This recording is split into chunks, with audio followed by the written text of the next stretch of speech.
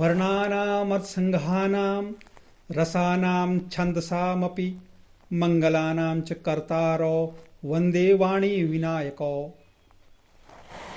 मैं सर्वप्रथम यहाँ पर वाग्दात्री माँ सरस्वती और मंगलकर्ता भगवान गणेश को प्रणाम करता हूँ। आज मैं यहाँ पर सभी मित्रजन को संस्कृत साहित्य में छंद के विषय में कुछ संज्ञान देना चाहता हूँ और इसमें मुझे विश्वास है कि सभी इसको स्वीकार करेंगे। छंद किसी भी साहित्य का एक महत्वपूर्ण अंग है। यदि छंद के बिना साहित्य है तो वह साहित्य नीरस है। छंद ही रस है। वैदिक साहित्य में भी जो वेदों के जो 6 अंग हैं, शिक्षा, कल्प, व्याकरण, निरुक्त, छंद और ज्योतिष, उसमें भी छंदः पादौ तो वेदस्य, वेद के पैर छंद माने गए हैं। ऐसे ही लौकिक साहित्य में छंद के बिना भाव प्रकट नहीं हो पाता है। छंद के बिना आनंद की अनुभूति नहीं हो पाती है। छंद बहुत आवश्यक है और छंद के साथ में एक यह भी एक प्रतिष्ठा है कि छंद भग्न नहीं होना चाहिए। महादोष माना गया है। अगर एक भी मात्रा की त्रुटि हो गई, एक मात्रा अधिक हो गई तो छंद नहीं बन पाता है। बिल्कुल उसका जो है पूरी तरह से एक अनुशासन उसमें है। साहित्य का अनुशासन छंद है। साहित्य का एक गायन छंद है। साहित्य का एक आनंद छंद है। छदि छादनात्, जिस प्रकार से हमारी रक्षा होती है, किसी छत से रक्षा होती है, छाता से रक्षा होती है, ऐसी छंद से भी भाषा और साहित्य की रक्षा होती है। वह एक आवरण है। इस आवरण को स्वीकार करना हमारा साहित्य के प्रति एक धर्म है।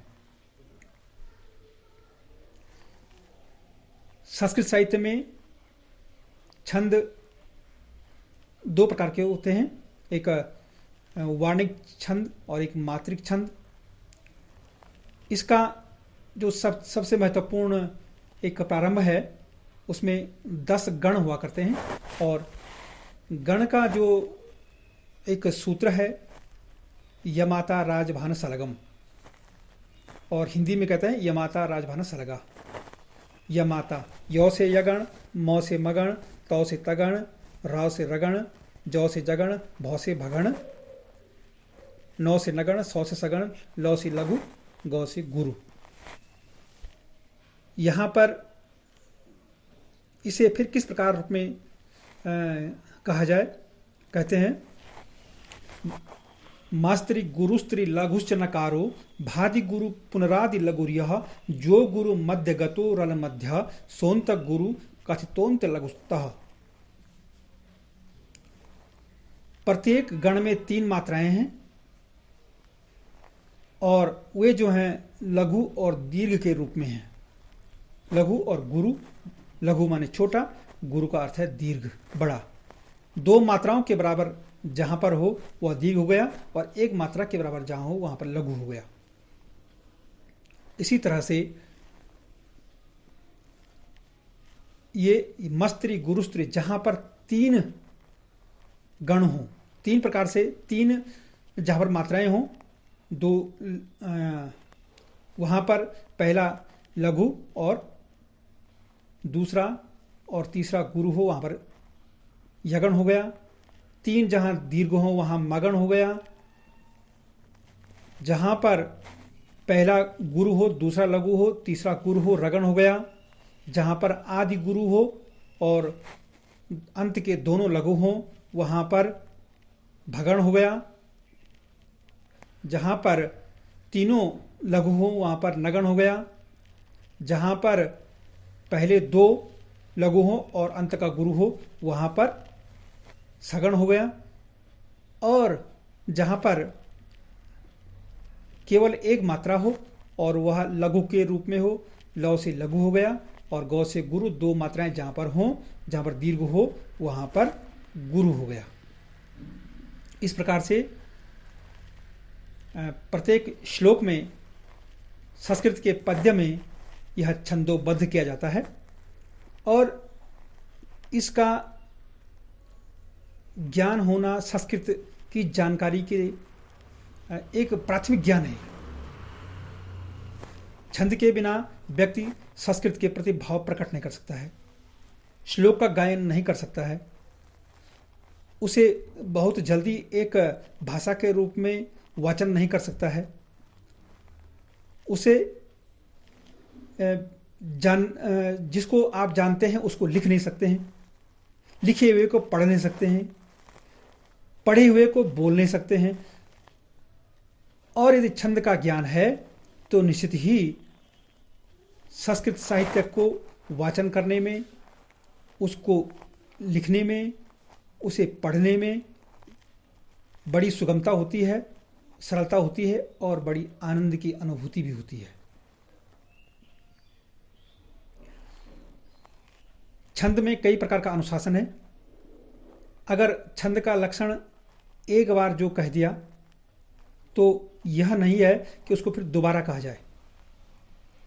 अगर किसी प्रतियोगिता में जहाँ पर उसको एक बार जो कहा गया वह एक बार ही वह पूरा है, क्योंकि दो बार में वो दो पंक्तियां हो गई हैं, इसलिए उसे एक बार ही कहा जाए, क्योंकि वह लक्षण एक बार है।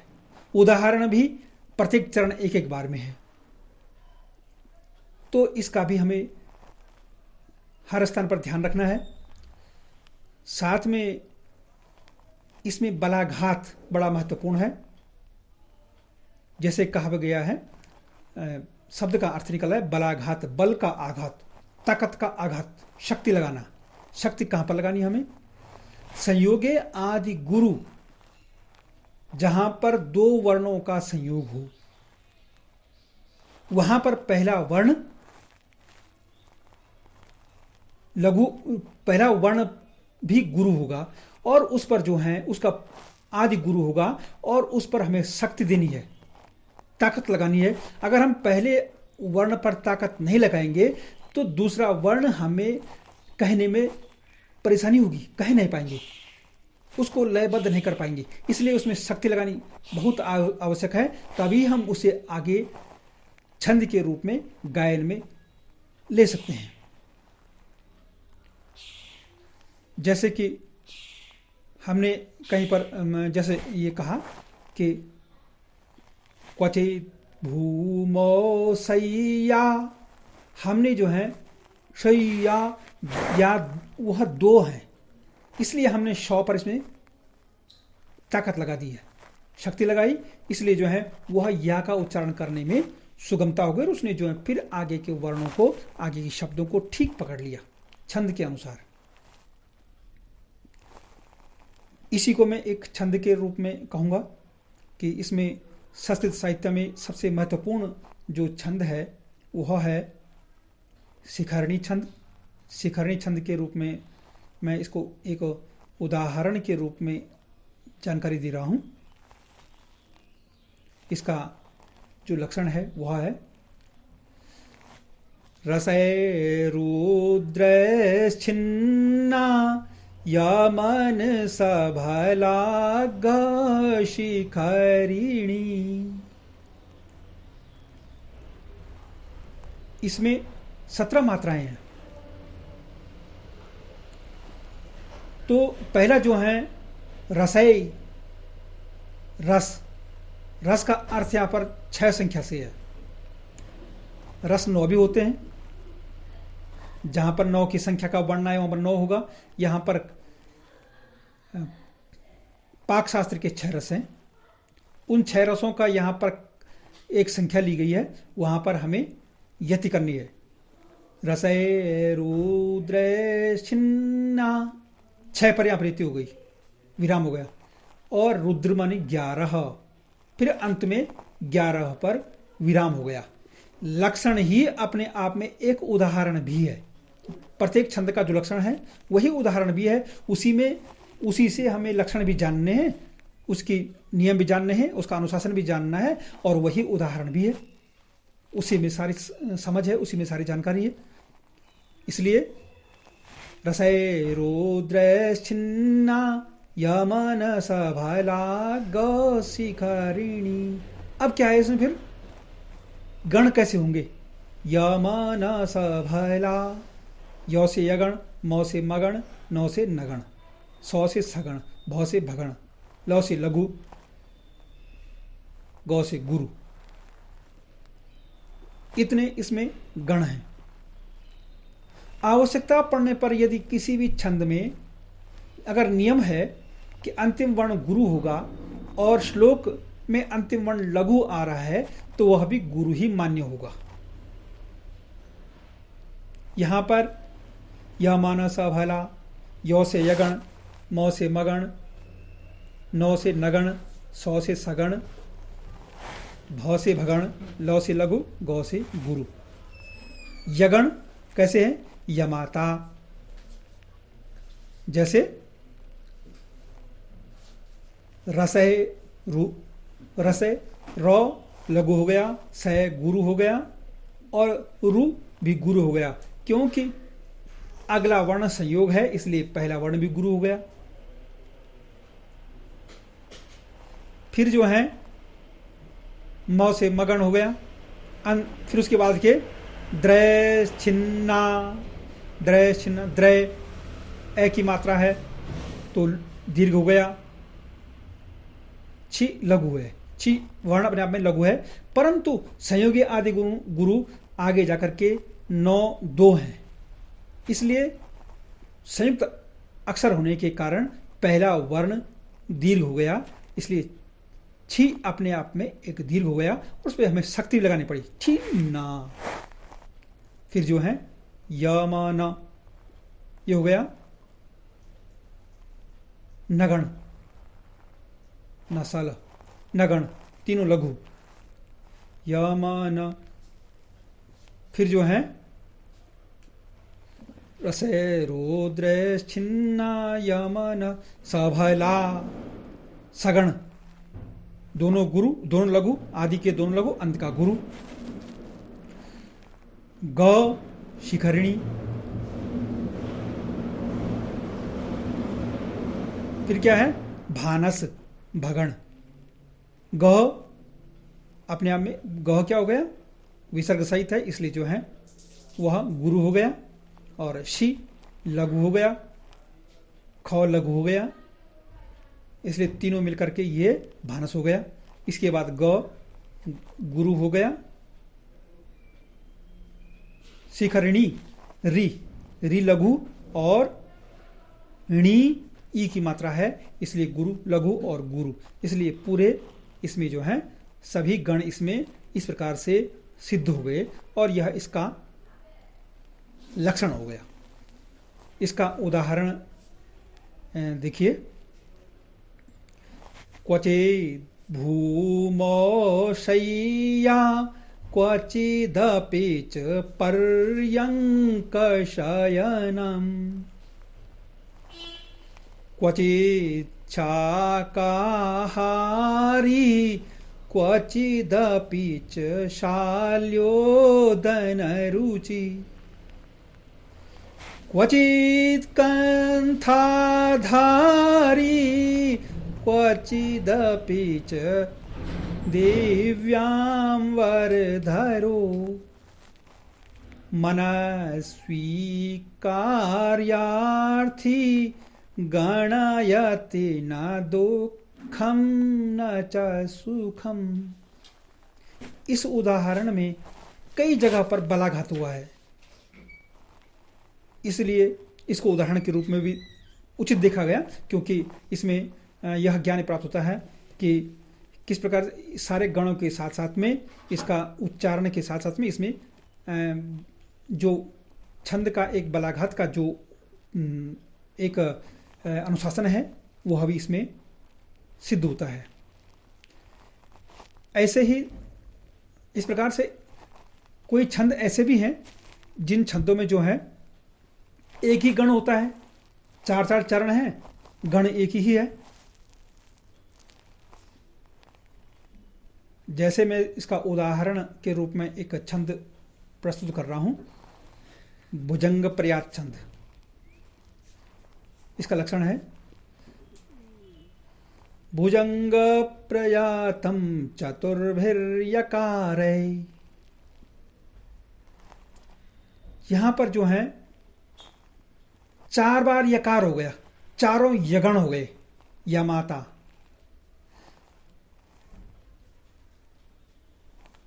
यमाता यमाता यमाता यमाता भुजंग प्रयातम चतुर्भिर्यकारै।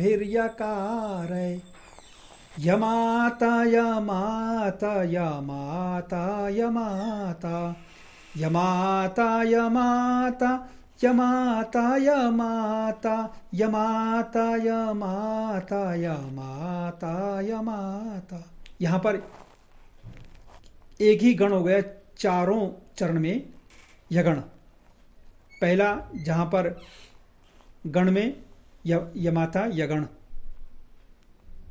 और पहला लघु हो गया और दोनों वर्ण दीर्घ हो गए, इसलिए यगण हो गया। उदाहरण के रूप में देखिए, रुद्राष्टक से है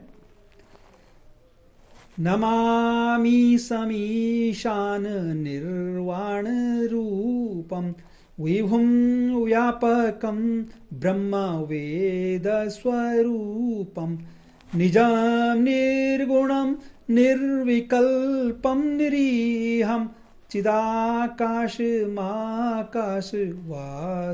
भजेहम्। इस तरह से इस छंद को हम समझेंगे, और इसमें छंद में जो एक प्रकार से अनुशासन है वर्णों का, मात्राओं का, वह बहुत आवश्यक है। और इसमें पुनरावृत्ति की आवश्यकता भी नहीं है कि एक बार गा करके दोबारा फिर हम इसको गाएं कि यह कितना अच्छा एक भाव को प्रकट कर रहा होगा। ये एक छंद का विधान नहीं है।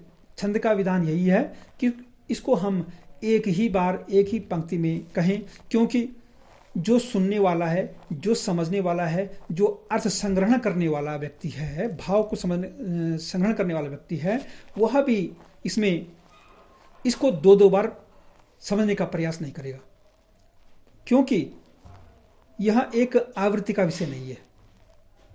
यह एक सीधी एक उत्तम जानकारी का विषय है। इसलिए किसी भी साहित्य में हम